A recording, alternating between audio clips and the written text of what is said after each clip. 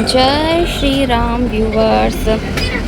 श्री रामायण महात्म्य का मैंने आपको पहले के दोहे के वर्णन करके बताए हैं, जिसमें रामायण के पढ़ने से हमारे जीवन में क्या क्या लाभ होते हैं। हमारे घर के में भूत प्रेतों का वास कभी नहीं होता है। हमारा घर तीर्थ के समान हो जाता है जहाँ रामायण का पाठ होता है। अब मैं आपको आगे बताती हूँ कि रामायण के महात्म्य में क्या लिखा हुआ है। इसमें तुलसीदास जी ने एक कन्या को वर बना दिया था। अभी मैं आपको बताती हूँ कि वह स्टोरी क्या है। चलिए आइए पढ़ते हैं। यहाँ रामायण के महात्म्य में ये चौपाइयाँ दी हुई है कि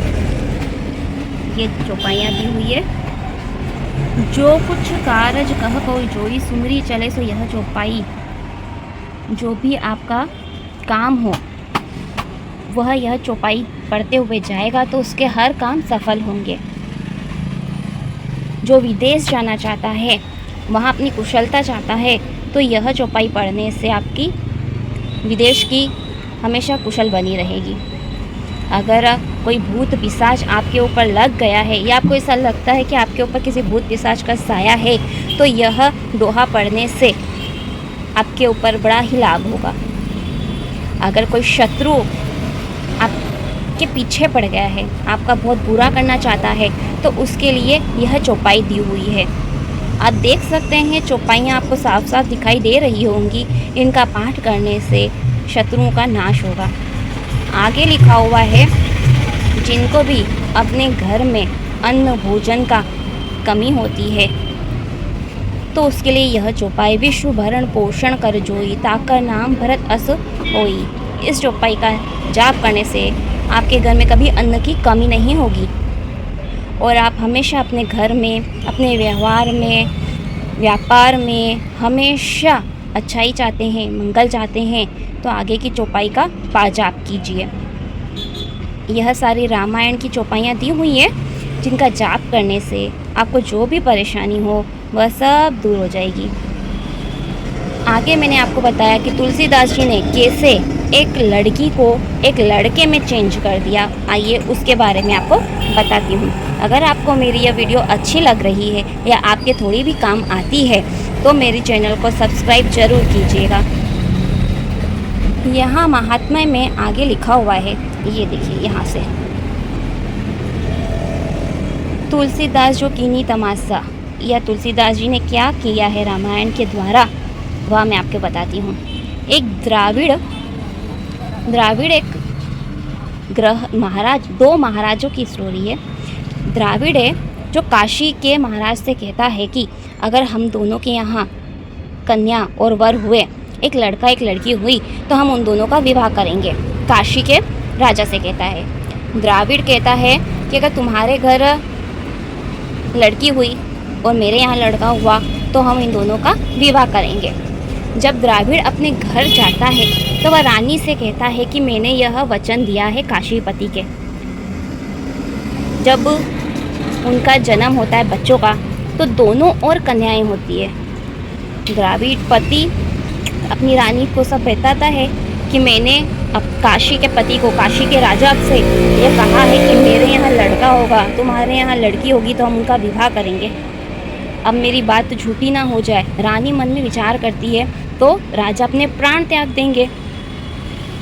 तो रानी अपने सेवकों से, पुरोहित से, सबसे कहती, विनती करती है कि यह बात किसी को भी मत बताना कि मैं यहाँ पर लड़की हुई है। तो उन्होंने एक उपाय रचा कि 12 साल तक की कन्या को कोई देखे नहीं, ऐसा उपाय करो।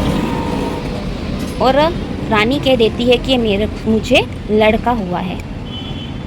12 साल व्यतीत हो जाते हैं, कोई इस कन्या को देखता नहीं है। फिर जब विवाह का समय आता है, काशीपति विवाह के लिए आता है, तब यह बात खुलती है कि तुम्हारी यहाँ कन्या हुई है। अब दोनों और कन्याएं हुई हैं तो उनका विवाह कैसे हो सकता है। तो द्राविड़ पति कहता है अब तो मेरा मरण ही होगा। तब एक पंडित यह उपाय बतलाते हैं कि तुलसीदास जी हैं, उन्हें बुलाइए। तुलसीदास फिर आते हैं। वह रामायण सारी बात उन्हें बताते हैं कि दोनों ओर कन्याएं हुई हैं, मेरा यह वचन दिया हुआ था कि मैं इनका विवाह कराऊंगा, मुझे लड़का होगा, परंतु अभी क्या उपाय किया जाए, नहीं तो मेरा मरण निश्चित ही है। द्राविड़ की बात सुनकर के तुलसीदास जी उपाय रचते हैं। गणेश जी गौरी जी को आमंत्रण करके वह सिंहासन पर रामायण रखते हैं।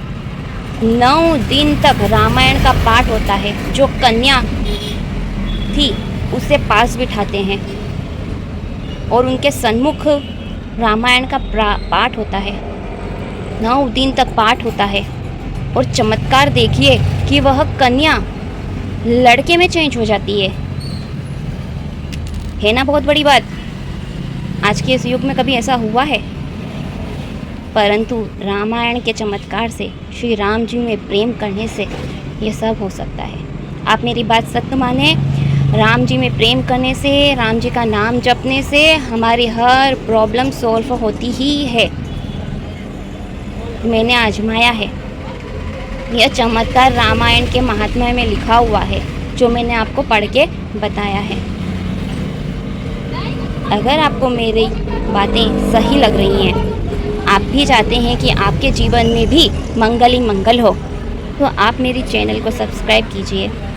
आगे मैं रामायण का अध्याय शुरू करूँगी, तो आप मेरी चैनल से जुड़ जाइए, जिससे मेरी आने वाली हर वीडियो आपको पता चल सके। मैं यहाँ रामायण को सिर्फ बताना नहीं चाहती हूँ, श्लोकों को सिर्फ पढ़ना नहीं चाहती हूँ कि यहाँ पर ये लिखा हुआ है। मैं उनको अर्थ को समझाना चाहती हूँ कि रामायण की एक एक बात को आप अपने जीवन में उतारें। देखिए, सिर्फ पढ़ने से कुछ नहीं होता है, उसको समझने से कुछ नहीं होता है। जब तक हम उन बातों को अपनाएंगे नहीं, तब तक हमारे जीवन में कुछ अंतर नहीं आएगा। आगे कई वीडियो आगे करेंगे। अभी के लिए जय श्री राम।